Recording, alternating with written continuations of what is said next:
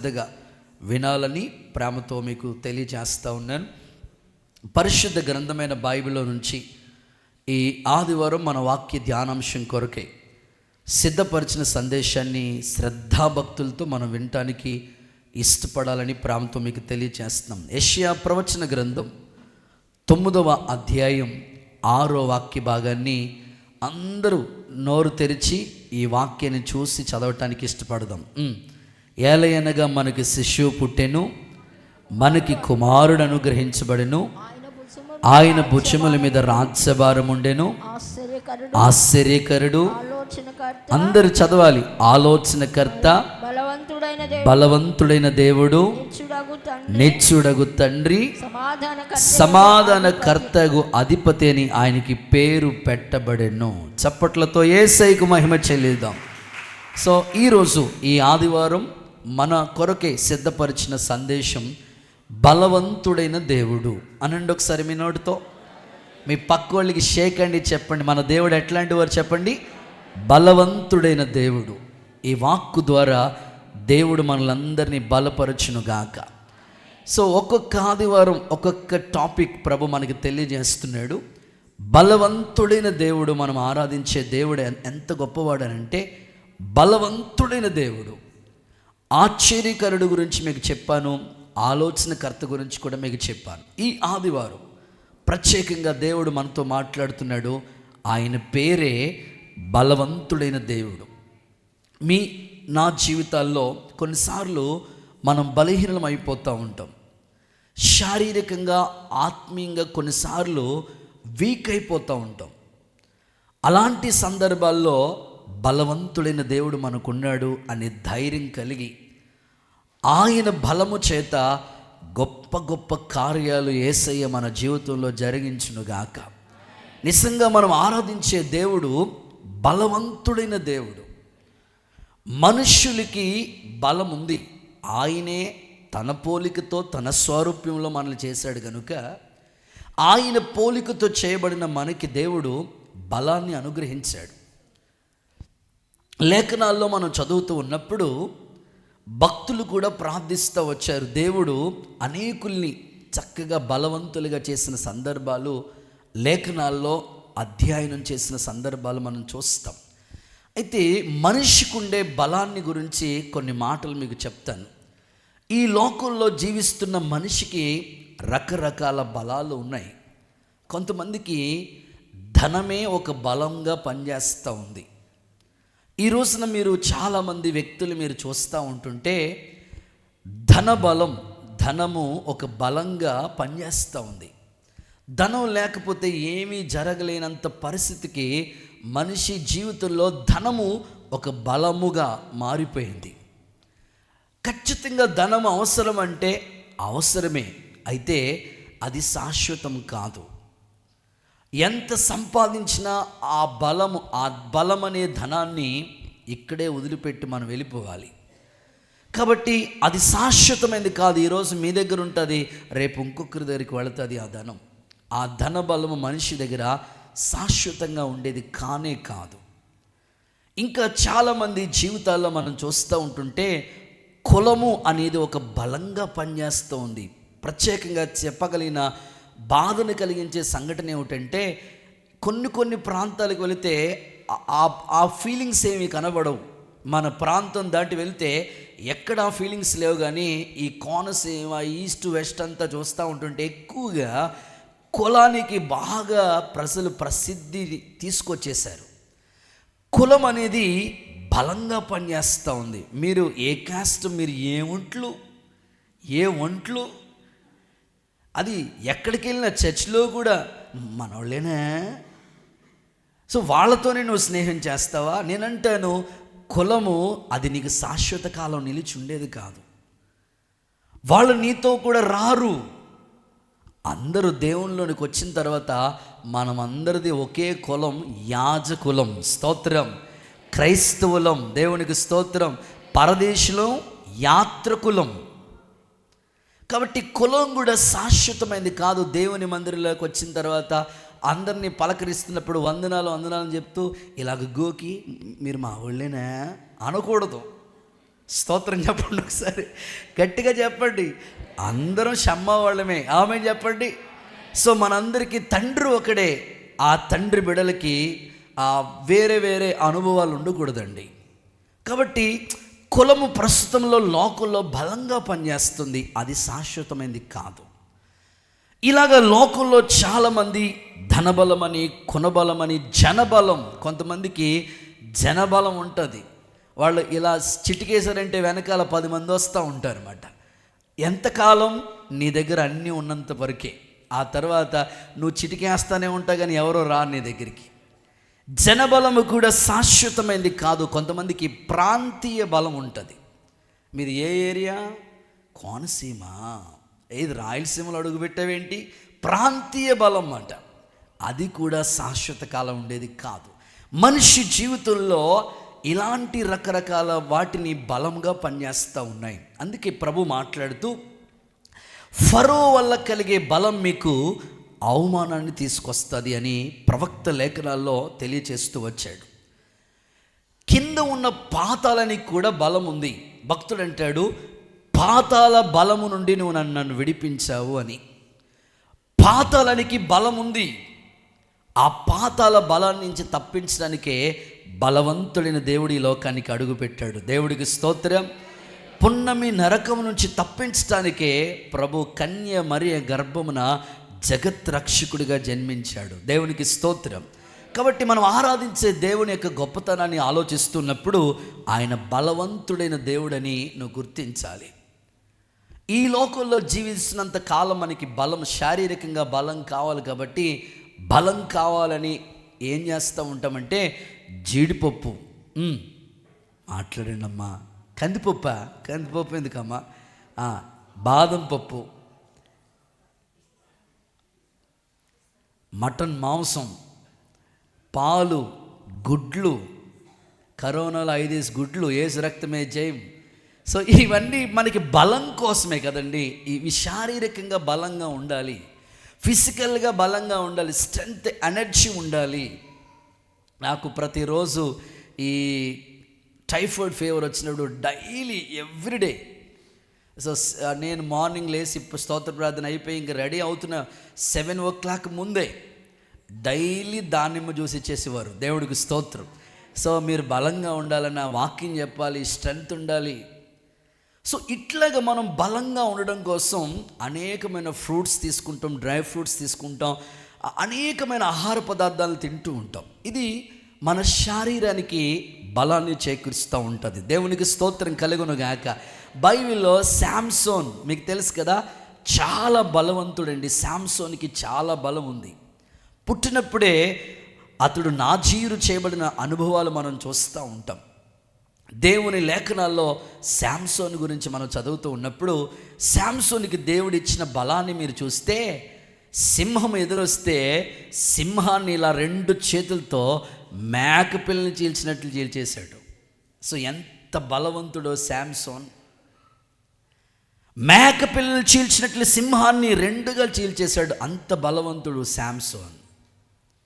ఇంకా శాంసోన్ గురించి మనం చూస్తే 300 నక్కల్ని పట్టుకున్నాడు. మన ఇంట్లో కోడిని పట్టుకోవడానికి ఎన్ని తిప్పలు పెడుతుంది కోడి. 300 నక్కలు పట్టుకున్నాడంటే ఆయన సామాన్యమైన వ్యక్తి కాదు, చాలా బలవంతుడే. వాటికి మళ్ళా తోకలు ముడేశాడు, వాటిని వెలిగించాడు. ఫిలిస్తీన్ల గోధుమ పంటను సర్వనాశనం చేసేసాడు. పచ్చి గాడిద దవడ ఎముక, ఒక్క ఎముక ఎంత ఉంటుందండి ఇంత, ఆ గాడిద దవడ ఎముక తీసుకుని 1000 మంది ఫిలిస్తీన్ని హతమార్చాడండి. అంత బలవంతుడు శాంసోన్. ఇంకా శాంసోన్ గురించి మనం చదువుకుంటూ వెళితే అతన్ని ఎంతగా తాళ్ళతో కట్టేసినా సరే ఇలా అంటే అంతే ఆ జనపనార తాళ్ళు అలా విడిపోతూ ఉన్నాయన్నమాట. అంత బలవంతుడు. ఇంత బలవంతుడైన శాంసోన్ ఒక అమ్మాయి చేతిలో బలహీనుడైపోయాడు. చాలామంది ప్రస్తుత కాలంలో యవనస్తులు వీళ్ళు చాలా బలంగా ఉంటారండి. 10th క్లాస్ వరకు మా పిల్లోడు భలే ఉండేవాడండి, మా అమ్మాయి చాలా బాగుండేదండి. స్కూల్కి వెళ్ళినప్పుడు ఇలాగ తల దించుకునే వెళ్తుందండి, ఇక్కడ దించిందంటే అక్కడ స్కూల్ దగ్గర తల ఎత్తుతుందండి, అప్పటి వరకు తల ఎత్తదండి, అంత స్ట్రిక్ట్గా ఉంటుంది. ఎప్పటి వరకు 10th క్లాస్ వరకే. మరి ఇక ఇంటర్మీడియట్లో అడుగుపెట్టిన తర్వాత వాళ్ళ రూట్లు, వాళ్ళ పద్ధతులు అన్నీ మారిపోతూ ఉన్నాయి. ఈరోజు చాలామంది లోకంలో చిన్న చిన్న వాటికి బలహీనులైపోతూ ఉన్నారు. శాంసోన్ బలవంతుడే, కానీ ప్రేమ వ్యామోహం తన జీవితాన్ని పతనావత స్థితికి తీసుకెళ్ళిపోయింది. ఈరోజు దేవుని సాక్షిగా నేను చెప్పగలుగుతున్నాను, ఇక్కడ కూర్చున్న మీ ఆత్మీయ జీవితాలు, నీ బలము దేనికి పనికిరాదు. ఇలాగే ఒక చోట మేము సువార్త కూట ఏర్పాటు చేస్తే, ఆ వీధిలో ఫస్ట్ సువార్త కూడికి ఒక కొత్త ఏరియా, సువార్త ఈ యొక్క డ్రమ్స్, మైక్స్ తీసుకుని, హార్న్స్ తీసుకుని వెళ్ళి సువార్త కూటం ఆ ప్రాంతంలో ఏర్పాటు చేస్తే, సువార్త కూటం ఎప్పుడైతే జరుగుతుందో మన పిల్లలందరూ మైకులు కట్టారు, డ్రమ్ములు తీసుకొచ్చారు, లైట్లు కట్టారు, పాటలు జరుగుతూ ఉన్నాయి. ఈ లోపల ఒక ఆయన చాలా హైట్గా ఉన్నాడు, ఎత్తుగా ఉన్నాడు. మేము మీటింగ్ జరిగిస్తూ ఉంటుంటే అక్కడికి వచ్చాడు. ఆ ఇంటి దగ్గర ప్రార్థన ఏర్పాటు చేసుకున్న ఆయన భయపడుతూ ఉన్నాడు, వణుకుపోతున్నాడు. అన్నయ్య అన్నయ్య అన్నయ్య ఏందిరా ఏమైంది అని అంటే, లేదన్నా ఆయన వచ్చేసాడన్నా, ఆయన వచ్చేసాడని. ఎవరైనా యేసుప్రభు వచ్చాడా? కాదు ఆయన వచ్చేసాడన్న, ఆయన వీధి రౌడీ అన్న. ఒకసారి మీరు చూడండి అన్న, చూస్తే మన తలుపు ఎంత ఉంటుందో అంతకన్నా అంత హైట్ ఉన్నాడు, 6 అడుగులు ఉన్నాడు, గొల్యాతులా ఉన్నాడు, చాలా బలంగా ఉన్నాడు. చూస్తేనే ఒక గుద్దాడంటే ఎగిరి మనం ఎక్కడ పడతామో తెలియదు, అంత బలంగా ఉన్నాడు. సరే వీళ్ళు వణుకుపోతూ ఉన్నారు. ఏంటి కొత్త గోల, ఏంటి గోలేంటి, యేసుబా గోల అని అరుస్తూ ఉన్నాడు. అరుస్తూ ఉంటుంటే వీళ్ళు భయపడిపోతాం. నేను అన్నాను, ఏం పర్వాలేదులే, మన దేవుడు బలవంతుడులే, ఎందుకు ఆయనకి తెలియక అట్లా మాట్లాడవచ్చేమోలే, అట్లా మీరేం బాధపడకండి, ప్రార్థన చేద్దామని అలాగే ఆ స్తుతులు చెప్తా ఉన్నాం, స్తోత్రాలు చెప్తా ఉన్నాం, ప్రభుని మనసులో స్తుతిస్తూ ఉన్నాం. బలవంతుడైన దేవుడు ఏ కార్యమైనా చేయటానికి శక్తివంతుడే. సో ఆ కూటం బాగానే జరిగింది. ఆయన వచ్చాడు, 4 కేకలేసి వెళ్ళిపోయాడు. ప్రార్థన అంతా అయిపోయింది. మరలా సంవత్సరం తర్వాత, ఒక సంవత్సర కాలం తర్వాత అదే వీధిలోకి వెళ్ళి సువార్త కూటం ఏర్పాటు చేస్తాం. సువార్త గాస్పుల్ మీటింగ్ ఏర్పాటు చేస్తే చాలా వండర్ఫుల్గా ఫస్ట్ జరిగిన దానికంటే నెక్స్ట్ ఇయర్ చాలా అద్భుతంగా ప్రార్థన కూటం జరిగితే ఎప్పుడైతే ఆ మీటింగ్ జరిగిందో ప్రేయర్ అంతా అయిపోయింది. లాస్ట్లో కొంతమంది వచ్చి ప్రార్థన చేయించుకున్నారు, ఎవరింటికి వాళ్ళు వెళ్ళిపోయారు. ఈ ప్రార్థన కూటం ఏర్పాటు చేసుకున్న వాళ్ళు అన్నారు, అన్న ఒక ఆయనకి బాగాలేదు, ఒకసారి మీరు వచ్చి ప్రార్థన చేయాలి, తీసుకెళ్ళాలని తెలితే ఆ ఇంటికి మేము వెళితే ఆ ఇంటికి ఇలాగ కింద ఇలా తలక ఇలా దించుకుని వెళ్ళాలన్నమాట. చిన్న పాక అలా తల దించుకుని అలా వెళ్ళినప్పటికి అలా పైకి చూస్తే చందమామ కనపడుతుంది, పైనుంచి నక్షత్రాలు కనపడుతుంది. అంటే ఆ ఇల్లు ఎలా ఉందో మీరు ఒకసారి చూడండి. చూస్తే ఒక నులక మంచం అండి, నులక మంచం మీద ఆయన పడుకుని ఉన్నాడు. చూస్తే బాడీ అంతా కూడా వాటర్ వచ్చేసింది, ఉబ్బిపోయి ఉన్నాడు. సరే ప్రార్థన చేయమని ఆ ఇంటోళ్ళు ప్రార్థన చేయమని కోరారు. సరే మేము ప్రార్థన చేసి వచ్చినప్పటికీ ఆ అన్నయ్య చెప్తున్నాడు, అన్న మనం ప్రార్థన చేయడానికి వెళ్ళింది ఎవరో తెలుసా? లాస్ట్ ఇయర్ మనం ఇక్కడ మీటింగ్ పెట్టినప్పుడు ఏంటి కొత్త గోలా అన్నాడే ఆ మనిషి అన్న. ఒకప్పుడు బలంగా ఉండేవాడు, సో ఇప్పుడు వీక్ అయిపోయాడన్నా, పాడైపోయాడు. తను తీసుకున్న మత్తు పానీయాలు తన జీవితాన్ని అలా చేసేసినవి. ఈరోజు చూడండి, చాలామంది ఫిజికల్గా చాలా బలంగా ఉన్నవాళ్ళు రోజుకి వీక్ అయిపోతున్నారు. వాళ్ళు తీసుకునే మత్తు పానీయాలు వాళ్ళని ఆ విధమైన స్థాయికి తీసుకెళ్ళిపోతున్నాయి. ఈరోజు నేను చెప్తున్నాను, మనకుండే బలం శాశ్వతమైనది కాదు, కానీ దేవుడే మనల్ని బలపరచునుగాక. గట్టిగా చెప్పండి ఆమేన్. బైబిల్లో ఒక చోట చక్కని మాట రాశారండి, అందరికీ బలమిచ్చువాడు దేవుడే. ఆమేన్ అని చెప్పండి ఒకసారి, చప్పట్లు కొడితే ఒకసారి యేసయ్యకి మహిమ చెల్లించండి. కొన్ని సందర్భాలు మీకు జ్ఞాపకం చేస్తాను, కొన్ని సందర్భాలు మీకు చెప్తాను. ఎద్దుకి బలం ఎక్కడుంటుంది? మాట్లాడాలి, కొమ్ములో. ఎద్దుకి బలం కొమ్ములో ఉంటుంది. తేలికి బలం ఎక్కడుంటుంది? ఎప్పుడైనా కుట్టిందా? తోకలో ఉంటుంది బలం. తర్వాత పాముకి బలం ఎక్కడుంటుంది? కోరల్లో ఉంటుంది. చెట్టుకి బలం ఎక్కడుంటుంది? వేళ్లలో ఉంటుంది. జింకకి బలం ఎక్కడుంటుంది? కాళ్ళలో ఉంటుంది. మరి నీకెక్కడ బలం? యేసయ్యే నా బలం. గట్టిగా ఆమేనని చెప్పండి. యేసయ్యే నా బలం, ప్రభువు యెహోవాయే నా బలం. బలవంతుడైన దేవుడు ఆయన. ఒక క్రైస్తవుడికి దేవుడే బలవంతుడండి. ఆయన్ని కలిగి ఉన్న మన జీవితం కూడా నిజంగా బలవంతులుగా మార్చబడదుముగాక. తుదకు నా ప్రియ సహోదరులారా, క్రీస్తు యేసు యొక్క మహాశక్తిని బట్టి మిమ్మల్ని బ్రతిమాలుకుంటున్నాను, బలవంతులై ఉండండి. శత్రువు బలవంతుడండి. ఏ విధంగా అయినా సరే మనల్ని బలహీనులుగా చేయాలని వాడి ప్రయత్నం. కానీ క్రీస్తు యేసునందున్న కృపచేత మనమందరం బలవంతులుగా మార్చబడదుముగాక, కృపకు పాత్రులుగా మార్చబడదుముగాక. నా ప్రశ్న, బలవంతుడైన దేవుడు మన జీవితాల్లో ఏమి చేస్తాడు అని అడిగితే ఒక 4 లేకపోతే సమయాన్ని బట్టి 5 విషయాలు చెప్పాలని ఆశపడుతూ ఉన్నాను. బలవంతుడైన దేవుడు మన జీవితంలో ఏ కార్యాలు చేస్తాడు చదవండి. మొదటి మాట, హబక్కుకు ప్రవచన గ్రంథం. అందరూ ఓపెన్ యువర్ బైబిల్. హబక్కుకు ప్రవచన గ్రంథం 3వ అధ్యాయం 19వ వాక్యం చూడండి. అందరూ బైబిల్ తెరిచి చూడాలి, దేవుని మాటలు ఆలకించాలి. హబక్కుకు ప్రవచన గ్రంథం 3వ అధ్యాయం 19వ వాక్య భాగాన్ని చదువుదాం. ప్రభువగు యెహోవాయే నాకు బలము, ఆయన నా కాళ్ళను లేడి కాళ్ళ వలె చేస్తాడు, ఉన్నత స్థలాల మీద ఆయన నన్ను నడవ చేయను. చప్పట్లతో యేసయ్యకు మహిమ. ఇంకాస్త గట్టిగా హల్లెలూయా. సో మొదటి మాట, ప్రభువగు యెహోవాయే నా బలం. బలవంతుడైన దేవుడు నీ జీవితంలో ఏమి కార్యాలు చేయబోతున్నాడంటే ఉన్నత స్థలాల మీద నేను నడిపిస్తాడు. మీ పక్కోళ్ళకి షేకండి, చెప్పండి, ఉన్నత స్థలాల మీద దేవుడు నేను నడిపిస్తాడు. పక్కోళ్ళకి చెప్పట్లేదు, చెప్పండి, ఉన్నత స్థలాల మీద దేవుడు నేను నడిపిస్తాడు. ఆమేన్. దేవుడు నిన్ను ఉన్నత స్థలాల మీద నడిపిస్తాడు. దేశం యొక్క ఉన్నత స్థలాల మీద నిన్ను ఎక్కిస్తాడు. ఎందుకో తెలుసా? ఆయన బలవంతుడైన దేవుడు. ప్రభువు యెహోవాయే నా బలం. ఆయన బలము ద్వారా, ఆయన బలవంతుడు కనుక నీ జీవితంలో ఆయన చేసే అద్భుతమైన కార్యం ఏమిటంటే ఉన్నత స్థలాల మీద దేవుడు నిన్ను నడిపిస్తాడు, కూర్చోబెడతాడు. లేఖనాల్లో రాయబడిన సారాంశం ఏది కూడా వృధా కాదండి. దేవుని మాటను నమ్మితే, విశ్వసిస్తే ఈ కార్యాలు నీ జీవితంలో కూడా జరుగుతుంది.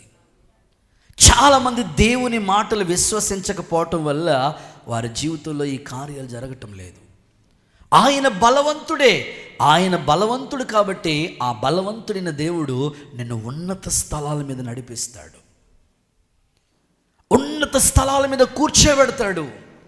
ఒక తండ్రిగా, ఒక తల్లిగా నువ్వు కోరుకోవాలి, ప్రభా నా పిల్లలు నా కళ్ళ ముందే ప్రయోజకులు అవ్వాలి, వాళ్ళ ఉన్నత స్థలాల్లో కూర్చోవాలి, ఆ స్థాయిని నా కళ్ళతో చూడాలి అని నువ్వు కోరుకోవాలి. నా ప్రార్థన, ఒక సేవకుడిగా నా ఆశ, నా హృదయంలో పుట్టిన అభిలాష ఏమిటంటే షమ్మాలో అడుగుపెట్టిన ప్రతి కుటుంబం, వారి పిల్లలు మేము చూస్తుండగానే ఈ దేవుడు మాకిచ్చిన ఈ విలువైన సమయం మేము చూస్తుండగానే వారు ఉన్నత స్థలాల మీద దేవుడు కూర్చోబెట్టునుగాక. ఇప్పటికీ నేను చూసి సంతోషించగలిగిన మాటలు ఏమిటంటే, నేను సండే స్కూల్ చెప్పిన పిల్లలు, సండే స్కూల్ పిల్లలు ఈ రోజున దేవుడు వాళ్ళని ఉన్నత స్థలాల మీద కూర్చోబెట్టాడు. ఉన్నత స్థలాల్లో చదువుతూ ఉన్నారు, ఉద్యోగాలు చేస్తూ ఉన్నారు, వాళ్ళకి చక్కని గృహాలు దేవుడు ఇచ్చాడు, ఓ స్థాయిని దేవుడు వాళ్ళకి ఇచ్చాడు. అవన్నీ చూస్తున్నప్పుడు ఎంత ఆనందం కలుగుతుంది.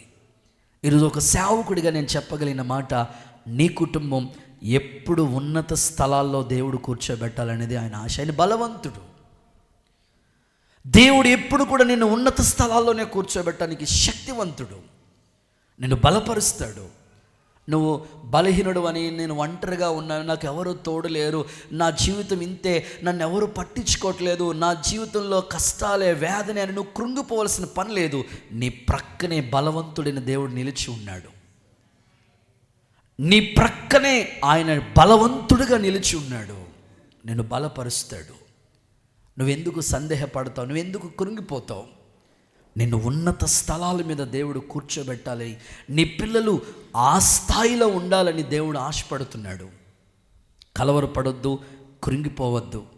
ఈ మాట చెప్తున్న సందర్భాలు మనం చూస్తే హబక్కుకు మాట్లాడుతూ ఉన్నాడు.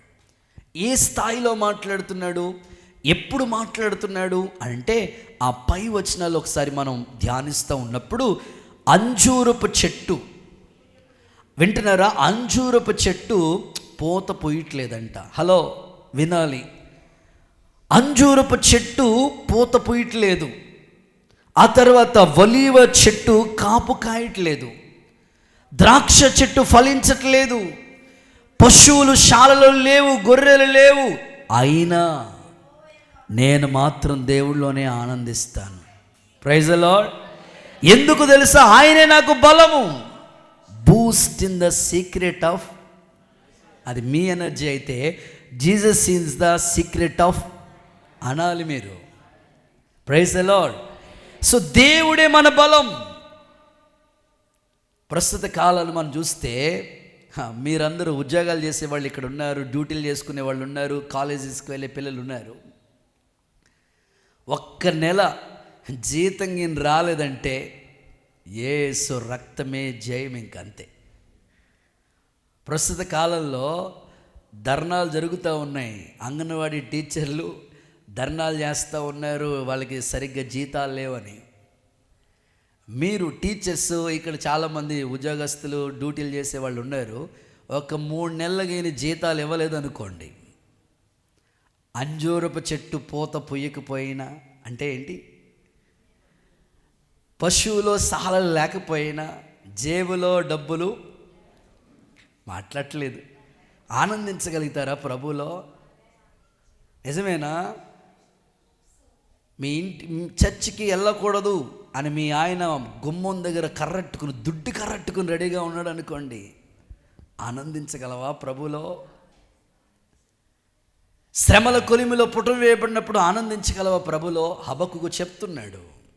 ఉద్యోగం పోతే ఆనందించగలిగవా ప్రభులో? ఆరోగ్యం బలహీనమైపోతే ఆనందించగలవా దేవుని సంధిలో? వచ్చిన పెళ్లి సంబంధం చెడిపోతే, పాడైపోతే, అనుకున్నట్టుగా జరగకపోతే ఆనందించగలవా ప్రభులో? అనుకున్న ప్రయత్నాలు జరగకపోతే ఆనందించగలవా ప్రభులో? ఆనందించలేము. ఆడపిల్ల పుడితేనే 4 నెలలు చర్చికి రారు, స్తోత్రం కలుగునుగాక. ఇట్లాంటి క్రైస్తవం హబక్కుకును చూసి పాఠం నేర్చుకోవాలి. ప్రభువుకు యెహోవాయే నాకు బలం. దేవునికి స్తోత్రం. ఆయన బలం నిన్ను ఉన్నత స్థలాల మీద కూర్చోబెడతాది. కొన్నిసార్లు ఈ సేవ కూడా నేను ఎప్పుడు జ్ఞాపకం చేస్తాను. ఇప్పుడు ప్రస్తుతం ఎవరైనా కొత్తగా వచ్చిన వాళ్ళని చూసినప్పుడు, కొత్తగా వచ్చిన వాళ్ళకి ఏం కనబడుతుందంటే, కనిపించే ఈ రంగులు, ఈ మైక్ సిస్టమ్, ఈ లైవ్, ఈ సిస్టమ్, ఈ మందిరం, ఇవి కనబడుతూ ఉంటాయి. కానీ ఈ మందిరానికి పునాది వేరు. చిన్న పాకలో ఈ సేవ ప్రారంభించబడింది. ఎన్నో పోరాటాలు ఈ సేవలో ఎదుర్కొన్నాం. ఏమున్నా లేకపోయినా, కుటుంబంలో సమస్యలు ఎదురైనా, అయిన వారే దూరమైన, ఆత్మీయులే దూరమైన, ప్రతికూలమైన పరిస్థితులు ఎన్నెన్నో, వాటన్ని దాటించి ఇప్పుడు ఉన్నత స్థలాల మీద కూర్చోబెట్టాడు దేవుడు. స్తోత్రం కలుగునుగాక. సో ఎటు నుంచి, ఈ రోడ్డు నుంచి వచ్చినా షమ్మే కనపడుతుందంట, వెనకాల బైపాస్లోంచి వచ్చినా కూడా షమ్మే కనపడుతుందంట. స్తోత్రం. సో దేవునికి మహిమ కలుగునుగాక. కాబట్టి దేవుడు ఉన్నత స్థలాల మీద నిన్ను కూర్చోబెట్టడానికి సమర్థుడే. కానీ నువ్వు చిన్నవి ఎదుర్కొంటున్నప్పుడు, నీ తోడుకోడలు, నీ అత్తగారు, నీ తోబట్టులు, వాళ్ళ మధ్యలో సమస్య నువ్వు ఎదుర్కొంటున్నప్పుడు, నువ్వు ఫేస్ చేస్తున్నప్పుడు చెప్పగలగాలి, నేను ప్రభునందు ఆనందించగలుగుతున్నాను. ఆయనే నాకు బలము. ఆయన నా కాళ్ళను లేడి కాళ్ళ వల్ల చేసి ఉన్నత స్థలాల మీద నన్ను కూర్చోబెడతాడు. చాలామందికి ఆశ ఉంటుందండి, నేను మంచి జాబ్ చేయాలి, మంచి ఉద్యోగం చేయాలి, ఓ ఉన్నత స్థితిలో కూర్చోవాలి, ఎవరిని నేను ఆశించకూడదు, అందరికీ ఇచ్చే స్థాయిలో నేను ఉండాలి. ఎన్నో ఆశలు మీకు ఉంటాయి. అయితే దేవుని వాక్య లేఖనాల్లో మనం చూస్తూ ఉన్నప్పుడు ఒక మాట మీకు చదివిస్తాను. ఈ ఉన్నత స్థాయి, దేవుని బలము ద్వారా మనం ఉన్నత స్థలాల్లో కూర్చుంటాం కదా. అసలు ఈ స్థాయిలో దేవుడు మనల్ని కూర్చోబెట్టాలంటే మనలో కూడా ఒక అర్హత కావాలి కదా. ఒక ఉద్యోగము ఊరకని పిలిచేసి ఇచ్చేయరు కదా. ఇంగ్లీష్ వచ్చి ఉండాలి, నాలెడ్జ్ ఉండాలి, ఎక్స్పీరియన్స్ ఉండాలి. ఇన్నుంటే కానీ ఆ ఉద్యోగం ఇవ్వరే. దేవుడు నీకు ఊరకనే ఉన్నత స్థాయిని ఇవ్వలేడు. ఉన్నత స్థాయి నన్ను బలవంతుడే, ఉన్నత స్థలాల్లో నేను కూర్చోబెట్టడానికి శక్తివంతుడే. అయితే నువ్వు చేయవలసిన పని కూడా ఒకటి ఉంది. ఇప్పుడు వంట చేయాలి, బియ్యం రెడీగా ఉన్నాయి, గ్యాస్ రెడీగా ఉంది, స్టవ్ రెడీగా ఉంది, వాటర్ రెడీగా ఉంది, ఇవన్నీ మన ఎదుటే ఉన్నాయి. ఇప్పుడు వంట అవ్వాలంటే ఏం చేయాలి? స్టవ్ వెలిగించాలి, అంతే. ఆ చిన్న పని చేస్తే వంట అయిపోతుంది. దేవుడు నిన్ను ఉన్నత స్థలాల్లో కూర్చోబెట్టాలని అంత బలవంతుడే ఆయన, బలహీనుడేమి కాదు ప్రభు. ఆయన బలవంతుడే. నిన్ను ఉన్నత స్థలాల్లో కూర్చోబెట్టడానికి నీలో దేవుడు క్వాలిటీ ఉందా లేదా అని చూస్తూ ఉన్నాడు. ఇప్పుడు స్కూల్కి చాలామంది వెళ్తారు, అందరికీ 10/10 రావు కదా. ఉన్నత స్థాయిని దేవుడు నీకు ఇవ్వాలంటే ఖచ్చితంగా నువ్వు చేయవలసిన ఒక పని ఒకటి ఉంది. యెషయా ప్రవచన గ్రంథం 58వ అధ్యాయం. పిల్లల్ని సండే స్కూల్కి పంపించండి అమ్మ. 14వ వాక్యం. యెషయా గ్రంథం 58:14. యెషయా గ్రంథం 58 అధ్యాయం 14వ వాక్యాన్ని మీరు చూస్తే 13, 14 కూడా చదవండి అక్క. 13 and 14. యెషయా గ్రంథం 58, 13 and 14 చదవండి. నా విశ్రాంతి దినమున నీవు వ్యాపారం చేయకూడదు. ఆదివారం ఆరాధనలు ఎగ్గొట్టి ఏ పనులు నువ్వు చేయకూడదు, వ్యాపారం కానీ ఏమి చేయకూడదు. నాకు ప్రతిష్ఠితమైన దినమని నీవు, ఆ ఆదివారం ప్రతిష్ఠించబడిన రోజని నీవు ఊరకుండిన ఎడల, ఓకే, విశ్రాంతి దినము మనోహరమైనదని, విశ్రాంతి దినం మనోహరమైనదని, యెహోవాకు ప్రతిష్ఠిత దినమనియు ఘనమైనదనియు అనుకొని దాన్ని ఘనముగా ఆచరించి, వారిని ఘనముగా ఆచరించిన ఎడల, నీకు ఇష్టమైన పనులు చేయకయు, ఇష్టమైన పనులు ఆదివారం ఏమి చేయకుండా, వ్యాపారం చేయకుండా, లోక వార్తలు ముసలమ్మ ముచ్చట్లు పెట్టుకోకుండా ఉండిన ఎడల ఉంటే నీవు దేవుని యందు ఆనందిస్తావు. దేశం యొక్క ఉన్నత స్థలముల మీద, అప్పుడు దేవుడు నిన్ను దేశం యొక్క ఉన్నత స్థలాల మీద ఎక్కిస్తాడు. నీ తండ్రి అయిన యాకోబు స్వాస్థ్యము నీ అనుభవంలో ఉంచుతాడు. యెహోవా సెలవిచ్చిన వాక్కు.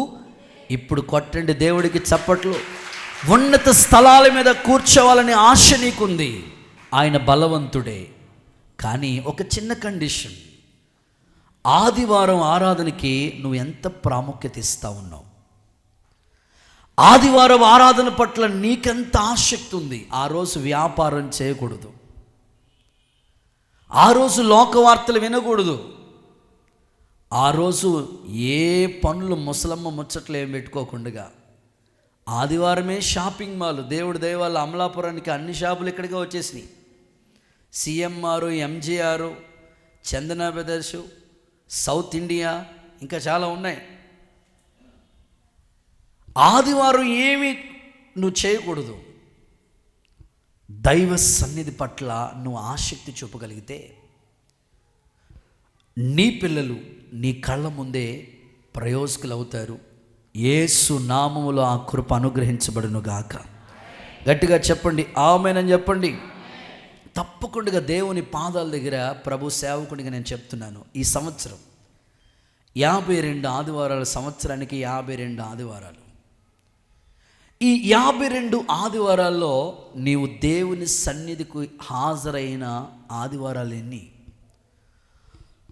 ఆబ్సెంట్ అయిన ఆదివారాలు ఎన్ని ప్రశ్నించుకో.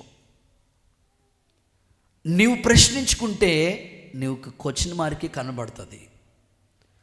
ఈరోజు నీ కష్టమంతా నీ పిల్లల కోసమే కదా, నీ ప్రయాసంతా నువ్వు ఇల్లు కట్టినా లేదా వాళ్ళ కొరకు ఆస్తి సమకూర్చగట్టినా, ఒక ఉద్యోగమే చేస్తున్నా, ఒక వ్యాపారమే చేస్తున్నా, అన్ని పిల్లల గురించే కదా. మరి అలాంటి పిల్లలు ఉన్నత స్థలాల్లో కూర్చోవాలంటే ఒక తండ్రిగా ఒక తల్లిగా నువ్వు చేయవలసిన పని ఏమిటంటే ఆదివారం దైవ సన్నిధి పట్ల మక్కువ కావాలి. మక్కువ కావాలి. ఒక్క దినము గడిపితే 1000 దినాల కంటే శ్రేష్టమైన ఆశీర్వాదం దేవుని సన్నిధిలో ఉంచాడు దేవుడు. అలాంటి సన్నిధికి నువ్వు ఏ సమయానికి రాగలుగుతున్నావు? అలాంటి సన్నిధి పట్ల ఎంత ఆసక్తి చూపగలుగుతున్నావు? ఈరోజు నువ్వు ప్రశ్నించాలి, ప్రభువా నాకు ఉన్నత స్థలాల్లో కూర్చోవాలని ఆశ ఉంది, కానీ నీ సన్నిధి పట్ల మక్కువ చూపలేకపోతున్నాను, నాకు ఆసక్తినివ్వండి. క్రొత్త సంవత్సరంలో ఒక్క వారం ఉంది మనకంతే. నెక్స్ట్ వీక్ దాటితే క్రొత్త సంవత్సరంలోకి వెళ్ళిపోతున్నాం. ఈ క్రొత్త సంవత్సరంలో నువ్వు తీసుకోవాల్సిన నిర్ణయం, తీర్మానం ఏమిటంటే ఉన్నత స్థలాల్లో కూర్చోవాలని ఆశ ఉన్న ప్రతి ఒక్కరూ దైవ సన్నిధి పట్ల యేసయ్య మీకు మక్కువ అనుగ్రహించునుగాక, ఆసక్తి చూపునుగాక. ఏ వ్యాపారం చేయకుండా, ఏ పనులు పెట్టుకోకుండా దైవాశక్తి దేవుడు మీకు అనుగ్రహించునుగాక. చాలామంది అంటారు, ఏమంటే మేము ఉద్యోగస్తులమండి, డ్యూటీలు ఉంటాయి, ఆదివారం దొరక్క ఒక్క రోజే మాకు సెలవు దొరుకుతుంది, ఆ రోజే అన్ని పనులు పెట్టుకుంటాం. నేనంటాను, ఆరాధన అయిన తర్వాత మిగతా పనులు చూసుకో. ఆరాధనకి ముందు కానీ దైవ కార్యక్రమాలకి ఆసక్తి లేకుండా నిర్లక్ష్యంగా ఉండొద్దు. అది నీ పిల్లల మీద ప్రభావితం చూపిస్తూ ఉంటుంది. అందుకోసమే మరలా చెప్తున్నాను, దేవుని సన్నిధిలో నువ్వు ఉన్నత స్థలాల మీద నీవు నీ పిల్లలు కూర్చోవాలని ఆశ ఉంటే దేవుడు కూడా మాట చెప్తున్నాడు, మనోహరమైన దినముగా ప్రతిష్ఠించబడిన రోజుగా. అందుకే దేవుడు 6 దినాలు మీరు పని చేసుకోండి, 7వ దినమును దేవుడు ప్రతిష్ఠించాడు, విశ్రాంతి దినముగా ఆచరించమని చెప్పినారు ప్రభు. ఆది అపోస్తులు ఆదివారపు ఆరాధనలకి ఎంతో ప్రాముఖ్యతనిచ్చారు. ఒక మాట చెప్పన, ప్రతిదీ కూడా ప్రస్తుత కాలంలో ప్రతిదీ కూడా అప్డేట్ అవుతుంది. ఆమెను చెప్పండి ఒకసారి. ప్రతిదీ కూడా అప్డేట్. ఇప్పుడు మీ సెల్ ఫోను ఉంది, వాట్సప్ కానివ్వండి, రకరకాల యాప్లు ఉన్నాయి. అది కొంతకాలం అయిన తర్వాత మరలా వాటిని మీరు కొత్తగా అప్డేట్ చేసి కొత్తగా డౌన్లోడ్ చేసుకోవాలి. అవి మరి సంవత్సరాలు అయిపోతున్నాయి, నువ్వు ఎప్పుడు అప్డేట్ అవుతావు? స్తోత్రం చెప్పండి. అపోస్తులు ఎలా ఉన్నారో తెలుసండి, ఆదివారం కాదు, అనుదినము ప్రతిరోజు మానక ఇంటింట ప్రార్థన చేసేవారండి. ఆదివారం ఒక్కటే కాదు ప్రార్థన, ప్రతిరోజు నువ్వు ప్రార్థన పరుడిగా మారాలి. నేను అడుగుతున్నాను, వారానికి ఒక్క రోజు మీరు భోజనం చేస్తే ఎలా ఉంటారు? చాలా బలంగా ఉంటాం కదా. ఒక్క ఆదివారమే నేను భోజనం చేస్తాను, మిగతా వారాలని తిన్నానంటే ఎట్లా ఉంటుంది? అంత వీక్ అవుతారు. మీరు ప్రభువులో బలంగా ఉండటానికి అనుదినము అపోస్తులు ఇంటింట కూడుకున్నారండి. నువ్వు అప్డేట్ అవ్వాలి. దేవుని వాక్యం కూడా బలమైందే. ఆదివారం ఒక్కరోజే కాదు, బైబిల్ తీసుకుని ప్రతిరోజు నువ్వు దేవుని వాక్యం చదవాలి. దుష్టుల ఆలోచన చెప్పున నడవక, పాపుల మార్గం నిలవక, అపహాసకులు కూర్చుండే చోటు కూర్చుండక, యెహోవా ధర్మశాస్త్రం అందు ఆనందిస్తూ. ఎప్పుడెప్పుడు చదవాలి బైబిలు? ఆదివారం ఒకరోజే కాదు, అనుదినము దీవారాత్రులు దాన్ని ధ్యానించువాడు ధన్యుడు, అతడు చేయునదంతయు. నువ్వు ఎన్నో చేస్తున్నావు, ఎందుకు విఫలమవుతుంది? బైబిల్ చదవటం లేదు, అనుదిన ధ్యానం లేదు. ఎట్లా దేవుడు ఉన్నత స్థలాల మీద కూర్చోబెడతాడు నిన్ను? ఏడాదికి ఒకసారి బైబిల్ అట్టుకుని వస్తే దేవుడు నిన్ను ఎట్లా ఉన్నత స్థలాల మీద కూర్చోబెడతాడు? ఆలోచించు. పౌలు కూడా చెప్తుంటాడు, సమయమనక సువార్తను ప్రకటించండి. క్రైస్తవులు అప్డేట్ అవ్వాలండి. సంవత్సరాలు దాటుకుని వెళ్ళిపోతూ ఉన్నాం.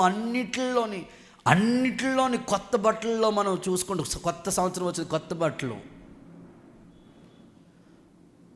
కొత్త వాహనాలు, కొత్త వస్తువులు అన్నిటిలో బాగుంటుంది. భక్తి విషయంలో ఎప్పుడు నువ్వు అప్డేట్ అవుతావు.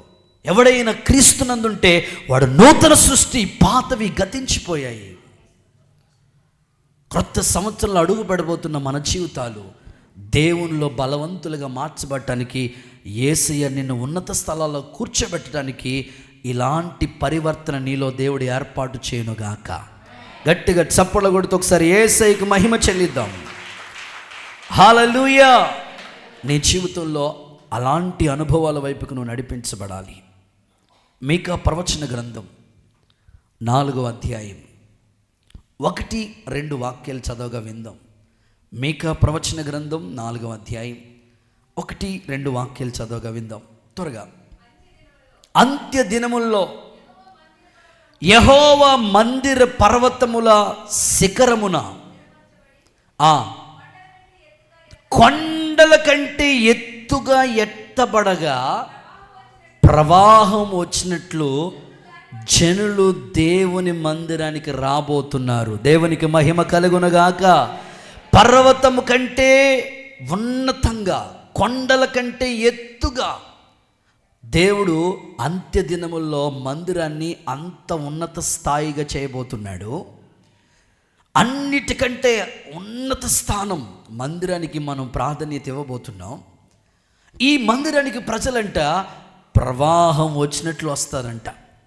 కొండల కంటే ఎత్తుగా దేవుడు ఈ మందిరాన్ని, పర్వతాలన్నిటికంటే ఎత్తైన పర్వతముగా ఈ పరిచర్యని రాబోతున్న దినాల్లో దేవుడు మలుచునుగాక. అంత్య దినముల్లో ఉన్న మనం ప్రవాహం వచ్చినట్లుగా ప్రజలు దైవ సన్నిధికి వస్తారు. ఎందుకో తెలుసా? కొండల కంటే ఎత్తైన శిఖరం దేవుని మందిరం. దేవుని మందిరము నీ జీవితంలో, నీ ఇంటిలో, అది ఉద్యోగమైనా, వ్యాపారమైనా, ఇల్లు అయినా, పిల్లలన్నా, వాటన్నిటికంటే ఎత్తైన స్థానంలో ఉండాలి. నీ మైండ్ సెట్లో నీ ఉద్యోగానికి ఒక ప్రాధాన్యత ఉంది, నీ వ్యాపారానికి ఒక వీటన్నిటికంటే హైట్, ఉన్నత స్థానం దేవుని మందిరానికి ఇవ్వాలి. నీవు ఎత్తైన స్థానంలో నీకు దేవుని మందిరం కనపడాలి. అప్పుడు ఆ మందిరం సన్నిధికి నువ్వు వస్తూ ఉంటుంటే దేవుడు నిన్ను కూడా ఎత్తైన స్థలాల్లో కూర్చోబెడతాడు. గట్టిగా చెప్పండి ఆమేనండి. జరిగిన ఒక వాస్తవ సత్యాన్ని బైబిల్లోంచి మీకు చెప్తాను. ఆయన పేరు మర్దుకై. చెప్పండి ఒకసారి, ఆయన పేరు మర్దుకై. ఈ మర్దుకై తన జీవితాన్ని మనం చూస్తూ ఉంటుంటే ఎక్కడ కూర్చునేవాడో తెలుసండి? చాలామంది వాళ్ళు కూర్చునే చోటు చాలా ప్రాముఖ్యమైంది. ఎక్కడ పడితే అక్కడ కూర్చోకూడదు. కొంతమందికి సమయం దొరికిందంటే అసలు ముసలమ్మ ముచ్చట్లు పెట్టి అరుగు మీద కూర్చుని టైం అంతా వేస్ట్ చేసుకుంటూ ఉంటారు. నువ్వు కూర్చోవలసిన చోటు ఒకటి ఉంది. మర్దుకై రాస గుమ్మములో కూర్చునేవాడండి. దేవుని గుమ్మములో కూర్చునేవాడు. దేవుని సన్నిధికి అంత ప్రాధాన్యత ఇచ్చాడు మర్దుకై. దేవుడు అతని జీవితాన్ని ఎంత ఉన్నత స్థలాల్లో కూర్చోబెట్టాడు తెలుసా? ఎస్తేరు గ్రంథం ఈ 2 వాక్యాలు చదువుదాం. మీరు 2 నోట్ చేసుకోండి. ఎస్తేరు గ్రంథం 2వ అధ్యాయం 21వ వాక్యం చూడండి. మర్దుకై కూర్చునే చోటు ఎక్కడ? రాజు గుమ్మములో కూర్చుని, ఆ మాట టిక్ చేయండి. రాజు గుమ్మములో కూర్చున్నాడు. ఎవరో మాట్లాడాలి. మర్దుకై. అతను కూర్చునే చోటు రాజగుమ్మం, దేవుని సన్నిధి, దైవికమైన ప్రసన్నతకి ప్రాధాన్యత ఇచ్చాడు మర్దుకై. తన దేవుడు ఎంత ఉన్నత స్థలాల్లో కూర్చోబెట్టాడు తెలుసా? ఎస్తేరు గ్రంథం చివరి అధ్యాయం 10వ అధ్యాయం 3వ వాక్యం చదవండి. యూదుడైన మొర్దెకై రాజైన అహష్వేరోషునకు ప్రధాన మంత్రిగా ఉండి తన వారందరితో సమాధానంగా మాట్లాడుచు తన జనుల యొక్క క్షేమమును విచారిస్తూ యూదుల్లో గొప్పవాడై తమ దేశస్థుల్లో చాలా మందికి ఇష్టడుగా మారిపోయాడు. కొట్టండి ఇప్పుడు చప్పట్లు మీ బలముతో. మర్దుకై రాజు గుమ్మములో కూర్చున్న స్థానాన్ని దేవుడు సింహాసనం మీద కూర్చోబెట్టాడండి. ప్రధాన మంత్రి. హలో, మంత్రులు మీకు తెలుసు కదా, చెప్పండి, మంత్రులు, ముఖ్యమంత్రి, అన్నిటికన్నా హైయెస్ట్ ప్రధానమంత్రి. దేవుడు అందరికంటే ఉన్నత స్థానంలో మర్దుకైని కూర్చోబెట్టాడు. నేను ఖచ్చితంగా చెప్పగలను, మీ పిల్లలు గొప్పోళ్ళు అవ్వాలి, కళ్ళగంటున్నారు, వాళ్ళకి దైవ సన్నిధి విలువలు తెలియపరచండి. మీకంటే ముందుగా వాళ్ళ సన్నిధిలో కూర్చోవాలని చెప్పండి. మర్దుకై జీవితాన్ని మీరు చూస్తే రాజగుమ్మం, రాజులకు రాజు, ప్రభువులకు ప్రభు, యూదులకు రాజుగా పుట్టినవాడు ఎక్కడా అని పిలిచిన ప్రభావం కలిగిన ప్రభు, ఆయన సన్నిధిలో మీరు కూర్చుంటే తప్పకుండా మీ పిల్లలు ఉన్నత స్థలాల మీద దేవుడి మీద కూర్చోబెట్టేట్లుగా చేస్తాడు. మర్దుకై జీవితమే ఒక మంచి ఎగ్జాంపుల్గా ఉంది. దేవుడు ప్రధానమంత్రి అయ్యే స్థానంలో దేవుడు ఒక మంచి అవకాశం మర్దుకైకి ఇచ్చాడు. పోరాటం లేదా, హామాను దుష్టుడు ప్లాన్ వేశాడు, ఆటంకాలు లేవా, వచ్చాయి, అయినా దేవుని సన్నిధిలో కూర్చున్నాడు. కాబట్టి బైబిల్ చెప్తుంది, దేవుని సన్నిధిలో ఉన్న ప్రభావం ఎంత గొప్పదో తెలుసండి. పర్వతాలంట మైను వలె కరిగిస్తాడంట దేవుడు. ఆమేన్. దేవుని సన్నిధికి ఉన్న గొప్ప ఏంటో చెప్పనండి. ఏలియా ఎవని సన్నిధిలో నేను నిలబడ్డానో అంటాడు, వర్షం రమ్మంటే వచ్చింది, ఆగిపోమంటే ఆగిపోయింది. అంత శక్తివంతమైన ప్రభావము కలిగిన దైవ సన్నిధి. దేవుని సన్నిధికి ఎవరైతే ప్రాధాన్యత ఇస్తారో వాళ్ళని దేవుడు ఖచ్చితంగా ఉన్నత స్థలాల్లో కూర్చోబెడతాడు. దేవుని సన్నిధికి యొక్క గొప్పతనం చెప్పాలంటే, అహరోను కర్ర, ఆ ఎండిపోయిన మామూలు కర్ర తీసుకుని వెళ్ళే ఆ సన్నిధిలో పెడితే ఉదయకాలానికి చిగురించి పుష్పాలు పూసిందంట కర్ర. నీ మూడైపోయిన జీవితాన్ని దేవుడు చిగురింప చేయనుగాక. నీ వ్యాపారం లాస్ అయిపోతే దేవుడు ఉన్నత స్థలాల మీద నేను కూర్చోబెట్టునుగాక. ఎప్పుడో తెలుసా, నువ్వు దేవుని సన్నిధికి విలువ ఇవ్వగలిగితే. నీ పిల్లలు, నీ కుటుంబం సన్నిధులు. అందుకే దావీదు అంటాడు, నేను నా కుటుంబం ఎక్కడుండాలో తెలుసా, నిత్యము యెహోవా సన్నిధిలో ఉండాలని, అలాంటి ఆశీర్వాదం నాకు ఇవ్వండి అని ప్రార్థించాడు. ఒక చిన్న సందర్భం మీకు చెప్తాను.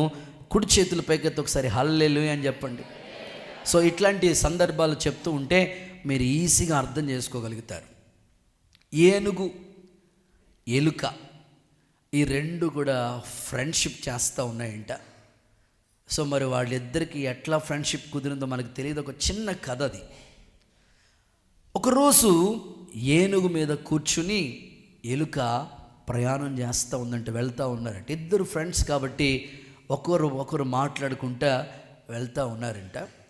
వెళ్తున్నప్పటికీ మనకి మందిరానికి రావాలంటే అమలాపురంలో ఎన్ని వంతులు ఉన్నాయంటే అన్ని వంతులు ఉన్నాయి. ఎదరపల్లి వంతున, నల్ల వంతున,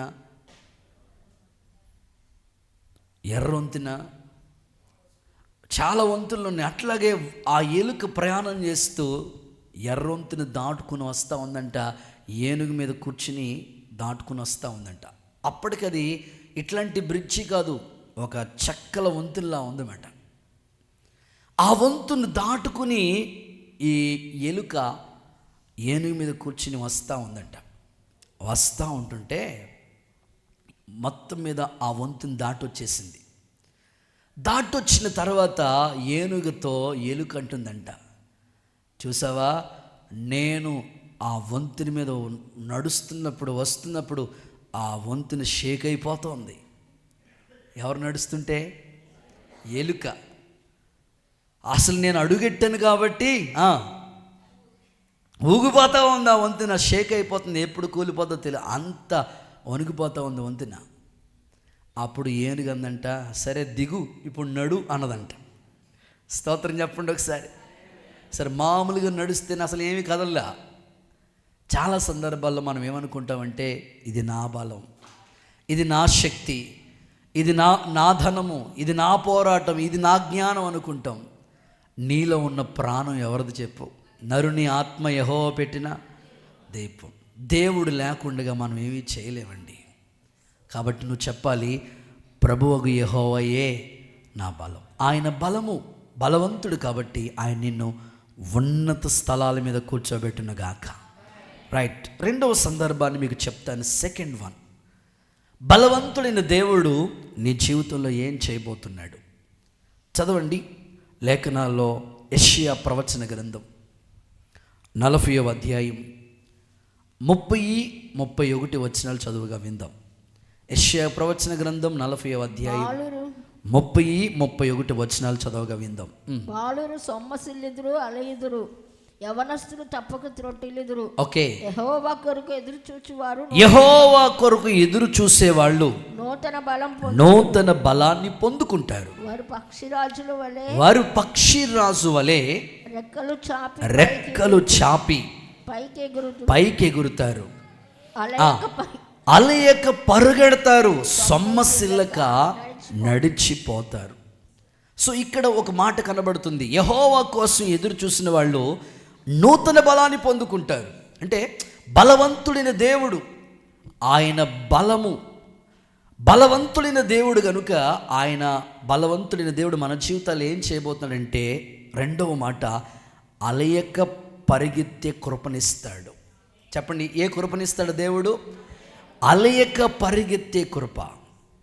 నిజంగా ఈ డిసెంబర్ 1వ తారీఖు నుంచి ఈరోజు వరకు, ఇంకా జనవరి 10 వరకు కూడా ఎప్పుడు పడుకుంటున్నామో తెలియదు, ఎప్పుడు వస్తున్నామో తెలియదు, ఎప్పుడు తింటున్నామో అట్లా ప్రభు పని కోసం పరుగులెత్తటానికి అలసిపోకుండా 22వ తారీఖు మేము మీటింగ్ ముగించుకుని వచ్చినప్పటికి తెల్లారి 3 అయింది, రాత్రి పిల్లలందరూ వచ్చినప్పటికి 2 అయింది. సో ప్రతిరోజు అట్లాగని పగలేమన్నా ఖాళీగా ఉందా? పగలంతా ఏదో కార్యక్రమాలు, మీటింగ్స్, జ్ఞాపకార్థ కూటాలో, లేకపోతే ఇట్లాగా దైవ కార్యక్రమం. సో దేవుని పనిలో దేవుడు అలసిపోకుండా, వాస్తవంగా ఇక్కడ స్టేజ్ దగ్గరికి వచ్చినప్పటికీ నా పరిస్థితి ఎట్లా ఉందంటే చాలా బలహీనమైన పరిస్థితి. కానీ దేవునిలో అలసిపోకుండా ఈరోజు 5 చోట్ల వాక్యం చెప్పాలి. అలయక పరిగెత్తే కృపను దేవుడు సేవకులుగా మాకు ఇస్తూ ఉన్నాడు. మీకు కూడా జీవితంలో మీరు అలసిపోకుండా అలయక పరిగెత్తే కృప ఆయన బలము ద్వారా మీరు పొందుదురుగాక. దేవుని కోసం నువ్వు ఎదురు చూడగలిగితే నూతన బలాన్ని నీకు ఇస్తాడు. చాలామంది 1వ తారీఖు ఎప్పుడు వస్తుందా అని ఎదురు చూస్తూ ఉంటారు. ఎందుకు? జీతం కోసం. యవనస్తులందరూ ఎదురు చూస్తున్నారు దేనికోసం? ఎప్పుడు పెళ్ళవుతుందా అని ఎదురు చూస్తూ ఉండే యవనస్తులు ఉన్నారు. చదువుకున్న వాళ్ళందరూ ఎదురు చూస్తున్నారు దేనికోసం? ఉద్యోగం కోసం. ఉదయకాలం బయటికి వెళ్ళిన భర్త ఎప్పుడు వస్తాడని సాయంకాలం గడప దగ్గర ఎదురు చూస్తుంటుంది వారి భార్య. ఇలాగ ఎదురు చూసేవాళ్ళు చాలామంది ఉన్నారు. దేవుని కోసం నువ్వు ఎదురు చూడగలిగితే ఆయన నీకు నూతన బలాన్ని ఇస్తాడు. ఆయన బలము ద్వారా ఉన్నత స్థలాల మీద దేవుడు నడిపించడం మాత్రమే కాదు, అలసిపోక అలయక పరిగెత్తే కృప యేసు నామములో మీ అందరికీ దేవుడు దయచేయునుగాక. కొన్నిసార్లు మనం అలసిపోతూ ఉంటామండి. శారీరకంగా గురించి మాట్లాడట్లేదు కానీ స్పిరిచువల్ లైఫ్ గురించి మాట్లాడుతున్నాను. ఒకప్పుడు దేవుని కార్యాల పట్ల ఎంతో ఆసక్తి కలిగిన మనం ఇప్పుడు అలాంటి ఆసక్తి మనలో ఉందా? సంవత్సరం ప్రారంభంలో డిసెంబర్ 31 జనవరి 1 నువ్వు తీసుకున్న నిర్ణయాలు, తీర్మానాలు, అయ్యా నీకోసం పరిగెడతాను ప్రభువా, నీకోసం దైవ కార్యాల్లో ఆసక్తి చూపిస్తాను ప్రభువా, నువ్వు తీసుకున్న తీర్మానాలు ఇప్పటి వరకు నిలిచున్నాయా? మధ్యలో అలసిపోయి సొమ్మసిల్లిపోయి ఒకేలా వాటిని ప్రక్కన పెట్టిన స్థాయి నీలో ఉందా? ఒక్కసారి నేను ప్రశ్నించుకుంటే అలసిపోయి సొమ్మసిల్లిపోయిన పరిస్థితులు ఎన్నో. అయితే నువ్వు మరలా దేవుని కోసం ఎదురు చూడగలిగితే ఆయన బలము ద్వారా దేవుడు నిన్ను అలసిపోనివ్వక అలయక పరిగెత్తే శ్రేష్టమైన కృప యేసు నామములో మీకు అనుగ్రహించబడునుగాక. ఏమండి, ప్రభు కార్యాభివృద్ధి అంటే ఎప్పటికీ ఆసక్తి ఉండాలండి. ఈ ఒక్క నెలే కాదు, మనకి 365 రోజులు కూటాలే. స్తోత్రం చెప్పండి ఒకసారి. ఏ రోజు ఖాళీగా ఉండేవాడు? 365 రోజులు కూటాలే. తప్పకుండా అలసిపోకూడదు. ప్రభు కోసం అలయక పరిగెత్తాలి. ఈ రోజుల్లో కుటుంబాల్లో చాలామంది విసిగిపోతూ ఉన్నారు. భార్యాభర్తల మధ్యలో విసుగుదల, కుటుంబ విషయాల్లో పిల్లల గురించి విసుగుదల, ఎన్నో ప్రతికూలమైన పరిస్థితులు. కానీ దేవుడు మాట్లాడుతున్నాడు, ఆయన బలవంతుడు కాబట్టి నిన్ను అలసిపోనివ్వక అలేక పరిగెత్తే కృపను యేసయ్య మీకు అనుగ్రహించునుగాక. సందర్భం చెప్తాను. ఏలియా ఒకప్పుడు తన జీవితం మీరు చూస్తే ఆకాశం నుండి తన ప్రార్థన చేస్తే అగ్ని దిగొచ్చింది. ఏలియా సామాన్యమైన ప్రార్థన పరుడు కాదు. ఆయన ప్రార్థనకి ఆకాశం నుంచి అగ్ని దిగొచ్చింది. ఇంకా ఆశ్చర్యం చెప్పన 450 మంది బయలు ప్రవక్తలు, ఆశీర్దేవి ప్రవక్తలు, వాళ్ళు బయలే దేవుడని అనుకుంటున్నప్పటికీ నిజమైన దేవుడు ఎవరో గుర్తించినట్లుగా యెహోవాయే దేవుడు అని కేకలు వేసే స్థాయిని ఏలియా వాళ్ళు కన్నులు తెరిపించాడు. ఎన్నాళ్ళ మధ్యలో 2 తలంపుల మధ్యలో మీరు ఉంటారు. యెహోవా దేవుడైతే యెహోవాను పూజించండి, బయలు దేవుడైతే బయలు పూజించండి వాళ్ళకి సవాల్తో చెప్పాడు ఏలియా. అక్కడ దేవుని శక్తి నిరూపించాడు. సారెపతు విధవరాలు ఇంటికి వెళితే నిజంగా ఆమె కొరువులో ఉన్నది, కానీ మొదటి అప్పం దేవునికి ఇవ్వాలి అని చెప్పాడు, నేర్పించాడు. అలా నేర్చుకున్న ఆమె కరువులో కూడా సమృద్ధిని చూసింది. ఇలాంటి అద్భుతమైన సేవ చేసిన ఏలియా ఒక చిన్న SMS, చిన్న వర్తమానం, చంపేస్తాను అనే వర్తమానం యెజెబెలు పంపించింది. ఆ వర్తమానానికి ఏమైపోయాడు తెలుసండి, గడగడగడ వణుకుతూ ఎవరి కోసం బతకాలి, బతికి ఎవరిని ఉద్ధరించాలి అని బదలీ వృక్షం కింద మరణాపేక్ష గలవాడే చావును కోరుకుంటున్నాడు. ఈరోజు చాలామంది కొన్నిట్లో విజయం వచ్చింది, కొన్ని వాటిలో అపజయం వచ్చినప్పుడు ఎందుకు బ్రతకాలి ఈ బ్రతుకు, ఎవరి కోసం బ్రతకాలి అని చాలామంది వాళ్ళ జీవితంలో ఓటమి, ఒంటరి జీవితం, పోరాటం, ఇలాంటి సమయాల్లో కృంగిపోతూ ఉంటారు. చేతులెత్తి ఒకసారి హల్లెలూయా చెప్పండి, గట్టిగా చెప్పండి హల్లెలూయా, హుషారుగా చెప్పాలి. కృంగిపోతూ ఉంటారు, అలసిపోతూ ఉంటారు, ఇంకెందుకులే ఈ జీవితం అనవసరం అనుకుంటూ ఉంటారు. నేను చెప్పగలిగిన మాట, ఏలియా బలవంతుడే. తన ప్రార్థనకి ఎన్నోసార్లు సమాధానం వచ్చింది, కానీ ఒక చిన్న వర్తమానం తన జీవితాన్ని బలహీనుడిగా చేసేసింది. ఈరోజు ఇక్కడ కూర్చున్న మీరు కూడా, మీరు ప్రార్థన ద్వారా ఎన్నో కార్యాలు దేవుడు మీ కుటుంబాల్లో చేశాడు, ఎన్నో అద్భుతాలు ప్రభు చేశాడు. ఎవరో ఒక చిన్న మాట అన్నారని ఆ ఒక్క మాట తీసుకుని దేవుని పని మానేయకూడదు. ఎవరో ఒక చిన్న మాట అన్నారని దైవ కార్యాలకి దూరం అవ్వకూడదు. మీ ఇంటోళ్ళే, మీ బంధువులే పద్దాక వెళ్ళిపోవాలా అని అన్నారని దైవ కార్యాల్లో ఆసక్తి లేనివాడిగా ఉండకూడదు. ఎప్పటికీ ప్రభు కార్యాలంటే నీకు ఆసక్తి కలగాలి. దేవుని కనికరం నీ మీద ఉంది, ఆయన ఏర్పాట్లో నీవు ఉన్నావు, అలసిపోకూడదు. నీవు ఆ చిన్న వర్తమానం తన్ని కృంగదీసేసింది. ఇంకెందుకులే, ఇంత మట్టుకు చాలు అంటున్నాడు. చాలామంది ఇప్పుడు కూడా దేవుని దగ్గర చేసుకునే ప్రార్థనలు ఏంటంటే, ప్రభువా ఇన్నాళ్ళు చేశాను కదా, నాకు చేత కావట్లేదు, నేను చాలే ప్రభా, ఇక్కడితో చాలే ప్రభా అని అక్కడితో సరిపెట్టుకుంటున్నారు. దేవుని దూత ఏలియా దగ్గరికి వచ్చి అంటుంది, లే ఏలియా, నీ కోసం దేవుడు పరలోకం నుంచి కాల్చబడిన అప్పాన్ని పంపించాడు. ఈ రొట్టె మామూలు రొట్టె కాదు, ఇది కాల్చబడిన రొట్టె. ఈ రొట్టె, ఈ కాల్చబడిన రొట్టె, ఈ భోజన బలం ద్వారా నీకు శక్తికి మించిన ప్రయాణం ఉంది. ఆమేన్ చెప్పండి ఒకసారి. 2024 దేవుడు నీ జీవితంలో శక్తికి మించిన ప్రయాణం నీ కన్నులు ఎదుట పెట్టాడు. ఆమేన్. శక్తికి మించిన ప్రయాణం ఉంది. ఆ ప్రయాణం నువ్వు చేయటానికి ఈ భోజన బలం నేను బలపరచబోతుంది. బలహీనుడైపోయిన ఏలియా, కృంగిపోయిన ఏలియా, ఒంటరిగా కుమిలిపోయిన ఏలియాను దేవుడు పరలోకం నుంచి తీసుకొచ్చిన ఆహారం కాల్చబడిన రొట్టె తన్ని అద్భుతంగా అలయక సొమ్మసిల్లక పరిగెత్తే కృపను దేవుడిచ్చాడు. చప్పట్ల కొడుతూ ఒకసారి యేసయ్యకి. రథము కంటే ముందుగా పరిగెత్తుకుని వెళ్ళాడు. యెహోవా హస్తం ఏలియాని బలపరిచిందంట.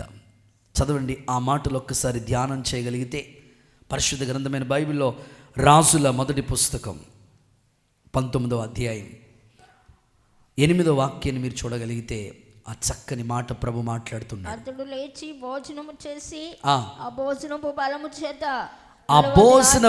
చేత 40 రాత్రింబగళ్ళు ప్రయాణం చేసి దేవుని పర్వతమని పేరు పెట్టబడిన హోరేబునకు వచ్చి అచ్చట ఉన్న ఒక గుహలో బస చేసెను. చూడండి 18వ అధ్యాయం 46వ వాక్యం కూడా యెహోవా హస్తం ఏలియాను బలపరచగా అతడు నడుము బిగించుకొని అహాబు కంటే ముందుగా పరిగెత్తుకొని పోయి యెజ్రెయేలు గుమ్మమునొద్దకు వచ్చాను. రథం కంటే ముందుకు పరిగెత్తుకుని వెళ్ళాడు. దేవుడికి స్తోత్రం. గురుపోతు వంటి వేగాన్ని దేవుడు నీకు అనుగ్రహించునుగాక. చురుకుదనం దేవుడు నీకు అనుగ్రహించునుగాక. ఆసక్తి దేవుడు నీకు అనుగ్రహించునుగాక. ప్రభు కార్యాభివృద్ధి యందు ఎప్పటికీ ఇలాంటి కృప దేవుడు నీకు దయచేయునుగాక. దేవునిలో అలసిపోక, సొమ్మసిల్లక, ఇక వచ్చే కొత్త సంవత్సరం నుంచి 3 ఆరాధనలో కూడా కూర్చునే బలం దేవుడు నీకు అనుగ్రహించునుగాక. చాలే బావా అట్లా అనకూడదు. మన చర్చ్కి వచ్చే ఒక చెల్లి నేను చూస్తూ ఉంటాను, గమనిస్తూ ఉంటాను. 2 ఆరాధనలు జరుగుతాయి, 2 ఆరాధనలో కూడా కూర్చుంటుంది ఆ చెల్లి. సో సండే ఒకరోజు దేవుడు అవకాశం ఇచ్చాడు నాకు. దైవ సన్నిధిలో కూర్చుంటే ఆ ప్రభావం, ఆ యొక్క ప్రసన్నత వేరు. అలిసిపోక, సొమ్మసిల్లక ప్రభు కోసం. ఏలియాకి ఎంత ప్రభావం.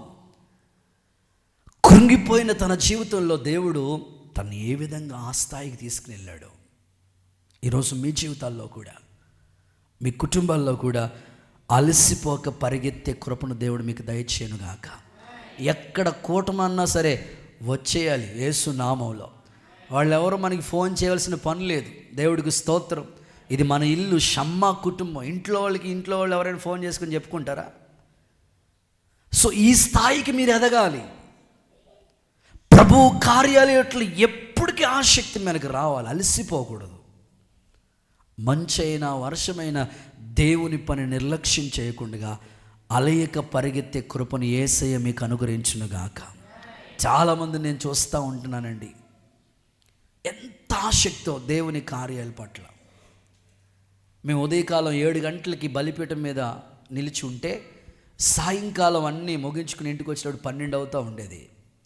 సో మాతో పాటు విశ్వాసంలో కొంతమంది ఆసక్తి కలిగిన వాళ్ళు మీటింగ్స్, ఆ ప్రేయర్స్లో పార్టిసిపేట్ చేయటం, మాకన్నా ముందుగా వెళ్ళి అక్కడ ప్రేయర్స్ నడిపించమంటే ప్రేయర్స్ నడిపించటం, మేము వాక్య సమయానికి వచ్చినప్పటికీ పాటలు నడిపించి, ఇట్లాగా దైవ కార్యాల్లో బ్రదర్స్తో పాటు వెళ్ళటం. అలసిపోకుండా ప్రభు పని కోసం ఎంతోమందికి దేవుడు ఆసక్తిని ఇస్తున్నాడు.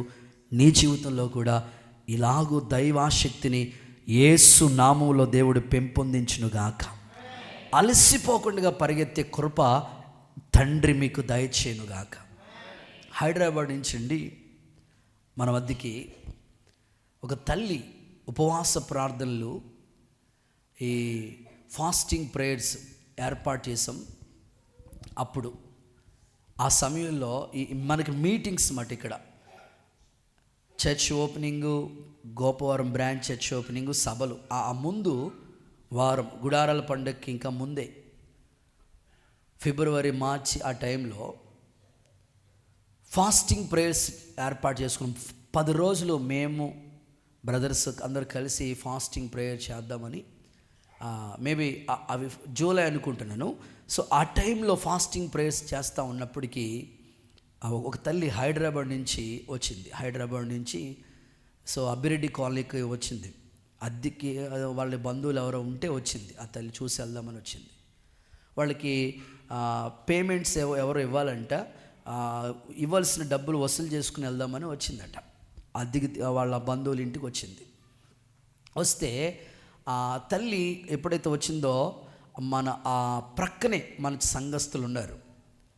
ఆవిడ వచ్చిన వెంటనే ఆ ఏరియాకి వచ్చిన వెంటనే ఇక్కడ ఏదైనా చర్చ్ ఉందమ్మా అని అడిగిందంట.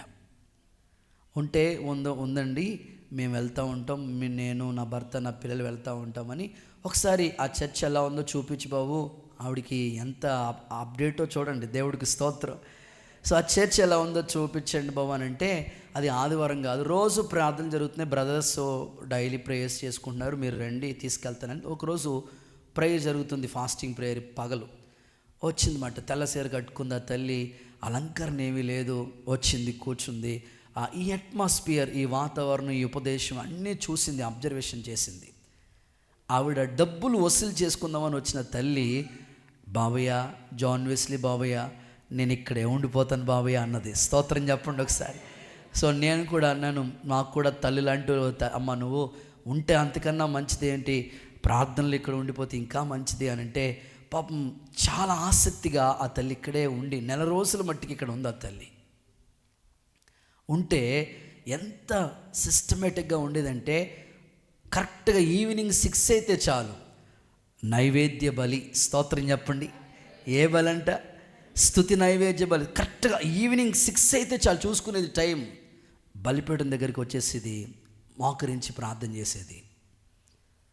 మరలా ఉదయకాలం ఎగ్జాక్ట్లీ 4:30కి ఆమె స్తోత్ర ప్రార్థనలో జాయిన్ అయిపోయేది. ఒకవేళ అలసిపోయి బ్రదర్స్ రాత్రి లేటుగా మీటింగ్ చూసుకుని వస్తే ఉంటే వాళ్ళని కూడా నిద్ర లేపేది. స్తోత్రం చెప్పండి. సేవకులు మీరు పడుకోకూడదు, లేకండి ప్రార్థన చేయాలనేది మాట. ఆవిడ అరిస్తే ఇక్కడి నుంచి అక్కడికి వినపడుతుంది, దేవుడికి స్తోత్రం. సో స్ట్రాంగ్గా ఉండేది మాట తల్లి. మరలా మధ్యాహ్నం ప్రార్థన చేసేది, కొర్నేలి ప్రార్థనని 3 గంటలకు ప్రార్థన చేసేది. సో నిజంగా నేను కోరుకుంటున్నానండి, ఆ తల్లి కన్నీటి ప్రార్థన. ఒకప్పుడు టీ వ్యాపారం చేసేదంట, హైదరాబాద్లో టీ స్టాల్ ఉందంట, వాళ్ళకి టీ వ్యాపారం చేసేదంట. వాళ్ళ అల్లుడు వాళ్ళందరూ వ్యాపారస్తులే, అన్నీ ఉన్నాయి. ఒకరోజు దైవజనులు చెప్తే ఆ మాటలు విని, ఈ వ్యాపారం నేను శాశ్వత కాలం చేస్తూ ఉన్నాను, నా పిల్లల కోసం అన్నీ కూడగొట్టుకున్నాను, దేవుని పని చేయలేకపోతున్నాను, సరేని ఆ వ్యాపారం చేసి వ్యాపారం వాళ్ళ అల్లుడికి వాళ్ళ కుటుంబానికి అప్పగించి దేవుని పనిలో నేను కూడా ఉండాలి అని అక్కడ కూడా హైదరాబాద్లో డేవిడ్ రాజు గారి చర్చికి వెళ్తూ ఉంటుంది ఆ తల్లి. అక్కడ కూడా ప్రతిరోజు దైవ సన్నిధిలో ఉండి ఆసక్తిగా కార్యక్రమాల్లో పార్టిసిపేట్ చేస్తూ వచ్చింది. ఆ తల్లి కన్నీటి ప్రార్థన ద్వారా వాళ్ళ కుటుంబాలు ఒక్కొక్కరు కూడా రక్షించబడతా ఉన్నాయి. చప్పట్లు కొడుతూ ఒకసారి యేసయ్యకి మహిమ చెల్లిద్దాం. నేను ఎందుకు ఈ సాక్ష్యాన్ని మీకు చెప్పానంటే, మీలో చాలామంది ఆదివారం ఆరాధనే కాదు, గూగుల్ మీట్లో డైలీ ప్రేయర్ వస్తుంటే వెంటనే జాయిన్ అయిపోవటం. సో ఈ ఆసక్తి తగ్గకూడదు. ప్రభు చిత్తాన్ని మనం కోరుకోవాలి. అంత్య దినాల్లో మనం ఉంటున్నాం కాబట్టి యేసయ్య కొరకు అలసిపోక పరిగెత్తే కృపను యేసయ్య మీకు ప్రసాదించునుగాక. సో 3వ మాట చెప్తాను, 3rd వన్. బలవంతుడైన దేవుడు మన జీవితంలో ఏం చేస్తాడు అని అంటే, నిర్గమకాండం 13వ అధ్యాయం 14వ వాక్యం చదువుదాం. నిర్గమకాండం 13వ అధ్యాయం 14వ వాక్యం. త్వరగా చదువుదాం. నిర్గమకాండం 13:14. ఇక మీదట నీ కుమారుడు ఇది ఏమిటని నిన్ను అడిగినప్పుడు నీవు వాణ్ణి చూసి బాహుబలము చేత యెహోవా దాస్య గృహంలో నుండి ఐగుప్తిలో నుండి మనలను బయటికి రప్పించాను. సో 3వది, బలవంతుడైన దేవుడు మన జీవితంలో ఏం చేస్తాడంటే ఐగుప్తు నుండి విడుదల చేస్తాడు అనండి. గట్టిగా చెప్పాలి. ఎక్కడి నుంచి విడుదల మనకి? ఐగుప్తి అనేది చెర. ఐగుప్తు అనేది ఒక పాపం, దాస్యత్వం, ఫరో బానిసత్వం కింద ఇశ్రాయేలీయులు 430 సంవత్సరాలు బానిసలుగానే ఉన్నారు. ప్రెగ్నెంట్ స్త్రీల చేత కూడా అడుసు తొక్కించి ఇటుకలు తీపించేవాడు ఫరో అంత బానిసలుగా చేయించాడు అన్నమాట. చాలా బానిసత్వం, ఐగుప్తి అంత బానిసత్వమే. ఫరో చేతి క్రింద వాళ్ళు నలిగిపోయారండి. కానీ యెహోవా బాహుబలం, ఆయన బలము ఐగుప్తిలో ఉన్న ప్రజల్ని అద్భుతంగా విడిపించింది. దేవునికి స్తోత్రం కలుగునుగాక. నేను అంటున్నాను, ఈరోజు మనిషి తన బలము ద్వారా ఎన్నైనా నువ్వు చేస్తూ ఉండొచ్చు, కానీ పాపం అనే చెర, పాపం అనే బానిసత్వంలో నుండి నువ్వు విడుదల పొందాలంటే అది నీ వల్ల కాదు, దేవుని బలము ద్వారానే యేసయ్య ఐగుప్తి చెరలోంచి నిన్ను విడిపించునుగాక. గట్టిగా చెప్పండి ఆమేనని చెప్పండి. ఈరోజు చాలామంది ఏమైనా చేయగలుగుతున్నారు కానీ పాపములోంచి విడుదల పొందలేకపోతున్నారు. ఆ పాపం అనే చెరలో నుండి, ఆ సంకెళ్ళలోంచి, ఆ బానిసత్వంలోంచి దేవుని బలమే నిన్ను విడిపిస్తుంది.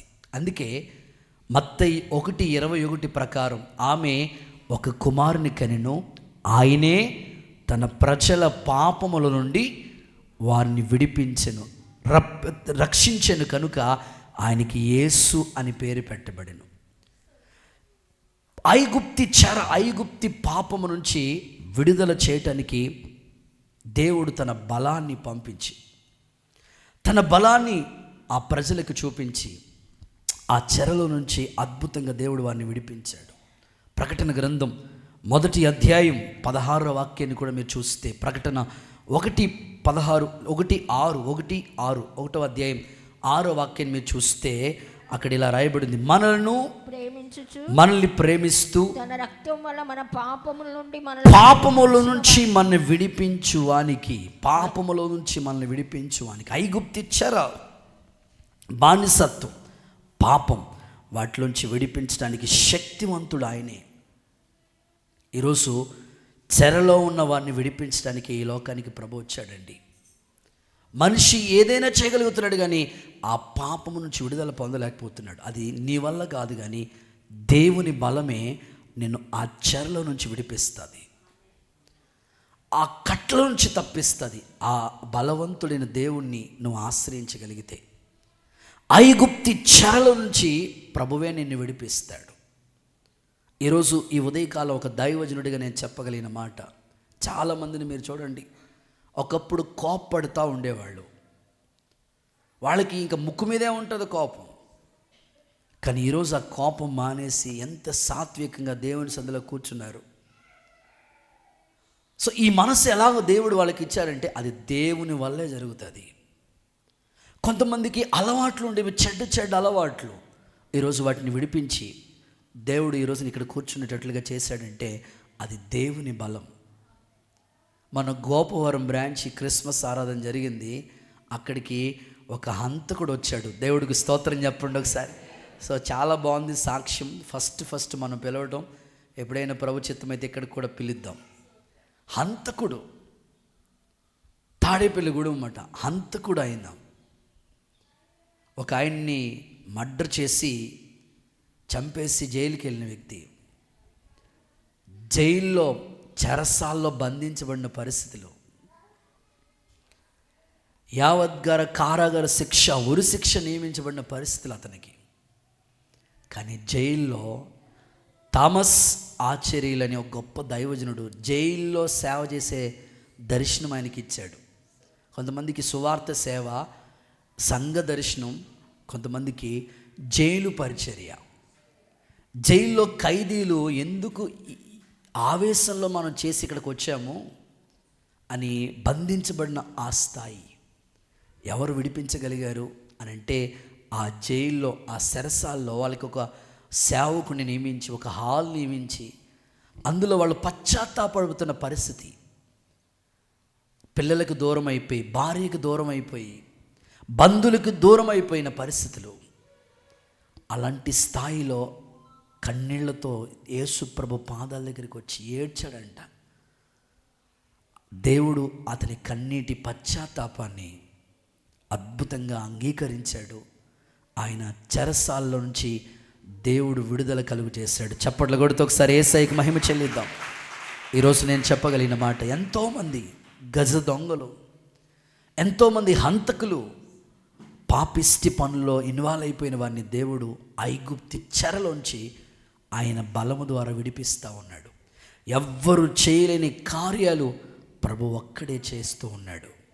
ఈరోజు నేను ఒక దైవజనుడిగా చెప్పగలుగుతున్న మాట, దేవుని బలం నీకున్న ఆ పాపపు కట్ల నుంచి. కొంతమంది ఈ రోజుల్లో సెల్ ఫోన్కి బాగా ఎడిక్ట్ అయిపోతున్నారు. ఎంత ఆ ఫోన్ని విడిచిపెడదామన్నా సరే మరలా ఆకర్షిస్తూ ఉంది ఆ ఫోన్. చిన్న వీడియో అని చూస్తారు, దానికి రిలేటివ్ మరలా కొన్ని వీడియోలు సలాల బాగా ఇక ఫోనే జీవితం అయిపోతుంది చాలామందికి. నీకు ఏ బలహీనత ఉందో, కొంతమందికి అన్నీ బాగానే ఉంటాయి, అలవాట్లు మాత్రం విడిచిపెట్టరు. ప్రార్థన మానరు, పాపము మానరు. అలాంటి వాళ్ళని ప్రభు బలమే త్వరగానే వారిని విడిపించబోతుంది. నేను ఒక సేవకుడిగా నీకు చెప్పగలిగిన మాట, ఏది నువ్వు బలహీనంగా నువ్వు ఆ యొక్క వీక్నెస్తో బాధపడుతున్నావో ఆయన బలము ద్వారా అతి త్వరలోనే ఇంకా ఏ చెడ్డ అలవాట్లో ఎంతమంది ఇన్వాల్వ్ అయిపోయి ఉన్నారో యేసయ్య ఆ చెరలో నుంచి వారిని విడిపించునుగాక. గట్టిగా చెప్పండి ఆమేన్. మత్తు పదార్థాలకి బానిసలైపోయిన వారిని యేసు నామములో వారిని విడిపించునుగాక. సమరయ స్త్రీ పాపిష్టి పనులు చేసింది, 5 భర్తలున్నారు, అక్కడితో అడ్జస్ట్ అవ్వకుండా 6వ వాడికి కూడా ట్రైల్ వేస్తుంది అమ్మగారు. ప్రభు ఎంటర్ అయ్యాడంతే అక్కడే పాపపు కొండ అక్కడే విడిచిపెట్టేసిందండి. ఎవరు విడిపించగలిగారండి ఆవిడ్ని? ప్రభు ఒక్కడే. చెర, ఐగుప్తి బానిసత్వం, పాపం యేసు నామములో మన ప్రజలందరినీ విడిపించునుగాక. గట్టిగా చెప్దాం ఆమేన్. సో 4వ మాట, 4th వన్, ఆయన బలవంతుడైన దేవుడు మన జీవితాల్లో ఏం చేస్తాడు చెప్పండి. 1, ఉన్నత స్థలాల్లో నడిపిస్తాడు. 2, అలయక పరిగెత్తే కృపనిస్తాడు. 3వది, ఐగుప్తు నుంచి విడుదల. 4వ మాట చదువుదాం. కీర్తనల గ్రంథం 74వ అధ్యాయం 13వ వాక్యం. కీర్తనలు 74:13. త్వరగా. సముద్రమును పాయలుగా చేసి, నీ బలము చేత సముద్రాన్ని పాయలుగా చేసి ఉన్నావు. చాలండి. 4th వన్, సముద్రము లాంటి సమస్యను తొలగిస్తాడు. సముద్రం లాంటి సమస్యల్ని తొలగిస్తాడు ఆయన బలము ద్వారా. బలవంతుడైన దేవుడు నీ జీవితంలో సముద్రం లాంటి సమస్యలు, ఇప్పటికే చాలా కుటుంబాల్లో ఎన్నో సమస్యలు ఫేస్ చేస్తూ వచ్చారు. ఇప్పటికే దేవుడు వాటిని తొలగించాడు. ఒకేలా ఈ రెండింగ్కి వచ్చాం మనం, ఇంకా ఈ సమస్యకి నాకు పరిష్కారం దొరకటం లేదేంటి? ఏంటి? సముద్రం లాంటి సమస్య. కొంతమందికి అప్పు ఒక సముద్రం లాంటి సమస్య, కొంతమందికి అత్తగారే సముద్రం. దేవుడికి స్తోత్రం చెప్పండి, గట్టిగా చెప్పండి. మరికొంతమంది జీవితాల్లో ఆర్థిక ఇబ్బందులు, భార్యాభర్తల సమస్యలు, ఇవి సముద్రం లాంటి సమస్యలు కొంతమందికి. దేవుడు బలవంతుడు కాబట్టి యేసు నామములో ఈ సంవత్సరం ఆఖరిలోకి వచ్చేసాం. తప్పకుండా దేవుడు నూతన సంవత్సరంలో ప్రవేశించే ముందే నువ్వు సాక్ష్యం ఇవ్వబోతున్నావు. సముద్రం లాంటి సమస్యలు దేవుడు తొలగించునుగాక. గట్టిగా చెప్పండి ఆమేన్. గొల్యాతు, దావీదు. ఇప్పుడు సమస్య ఎక్కువ. గొల్యాతు చాలా హైట్గా ఉన్నాడు, 40 రోజుల నుంచి సవాల్ చేస్తున్నాడు, మీలో దమ్మున్నవాడు రండి అంటున్నాడు. సమస్య పెద్దది, కానీ దావీదు చిన్నవాడే. కానీ అద్భుతంగా దావీదు యుద్ధం చేయగలిగిన సామర్థ్యం దేవుడిచ్చి సముద్రం లాంటి సమస్యను పాయలు చేసి, ఎవరినైనా కొడితే ఎట్లా పడాలి? వెనక్కి పడాలి. కానీ గొల్యాతు ఎట్లా పడ్డాడు తెలుసా? బోర్ల పడ్డాడు. కారణం ఏమిటంటే వెనకాల నుంచి యుద్ధం చేసింది దేవుడు. దేవునికి స్తోత్రం. సో నీ కుటుంబంలో ఏ సమస్య ఉన్నా అది నీ వల్ల కాదు, బలవంతుడైన దేవుడే ఆ సమస్యను దేవుడు పరిష్కారాన్ని కలుగు చేయనుగాక. అపోస్తలుడైన పౌలు అంటున్నాడు, నన్ను బలపరచు క్రీస్తునందే నేను సమస్తము ఏదైనా నేను చేయగలుగుతాను. కాబట్టి ఆయన బలము ద్వారా సముద్రం లాంటి సమస్యలు నీ ఇంట్లో ఏమున్నాయో అతి త్వరలోనే దేవుడు పరిష్కారము చేయనుగాక. ఒక చిన్న సందర్భం చెప్తాను మీకు. తాబేలు తెలుసు కదండి, తాబేలు. ఈ తాబేలు చెరువులో ఎప్పటి నుంచో ఆ చెరువు దగ్గర ఆహార పదార్థాలకి, వాటర్కి ఇట్లాగా అక్కడే ఉండేది. అక్కడికి వాటర్ తాగడానికి ఈ కొంగలు వస్తూ ఉండేవి.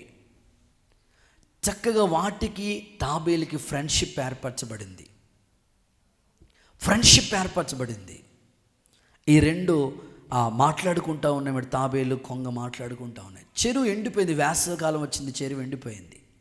కొంగలు అన్నాయి, ఇక్కడ చెరువు ఎండిపోయింది, మేము ఈ కొండ అవతల ఒక చెరువు ఉంది, అక్కడికి వెళ్దాం.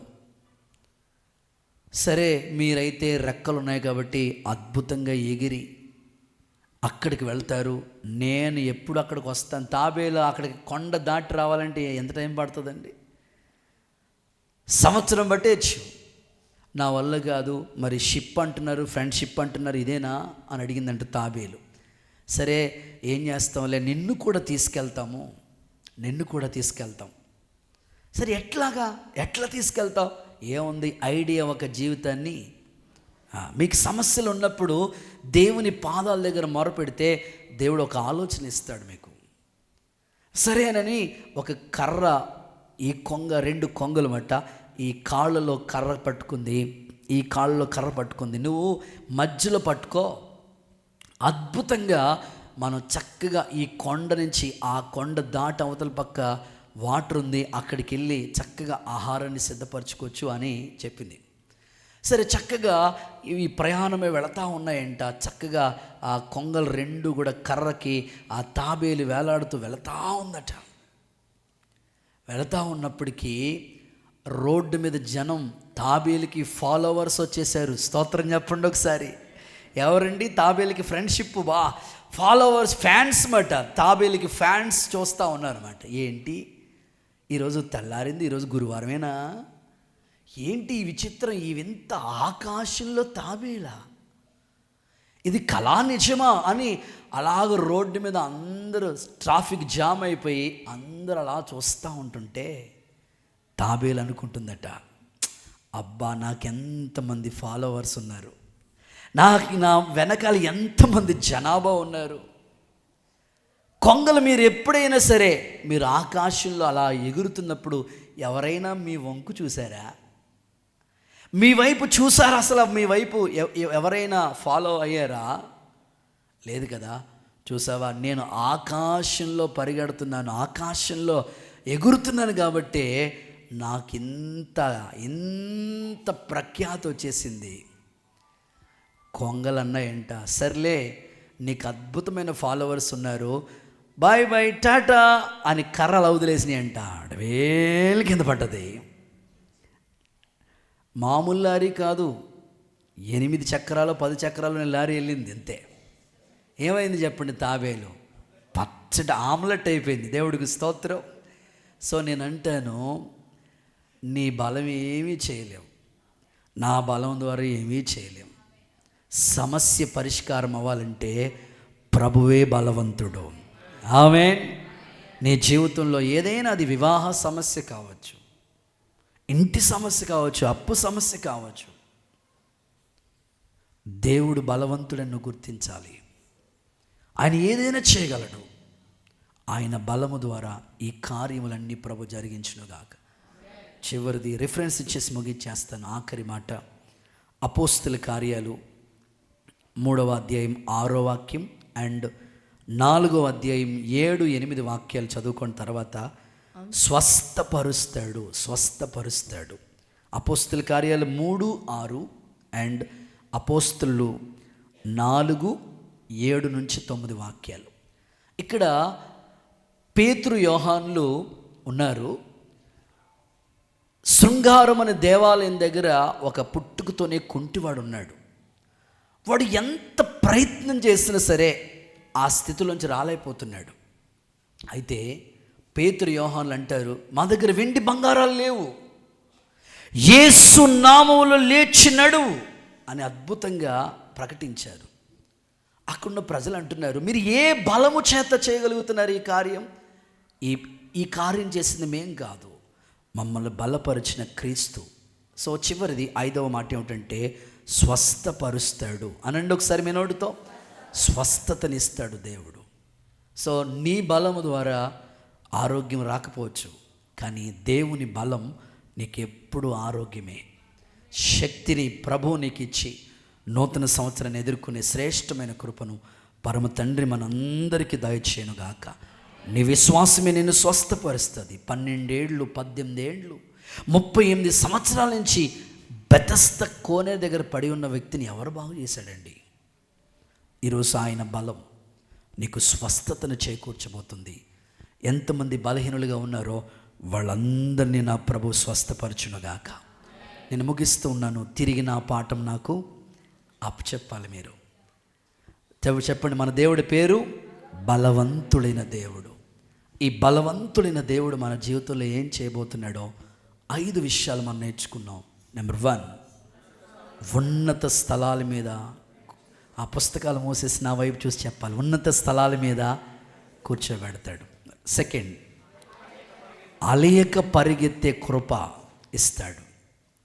3, ఐగుప్తి నుండి విడుదల, బానిసత్వం, పాపం నుంచి విడుదల. 4, సముద్రం లాంటి సమస్యని తొలగిస్తాడు. 5, స్వస్థపరుస్తాడు. బలవంతుడైన దేవుడు ఈ 5 కార్యాలు మీ అందరి జీవితాల్లో జరిగించునుగాక. మోకరించి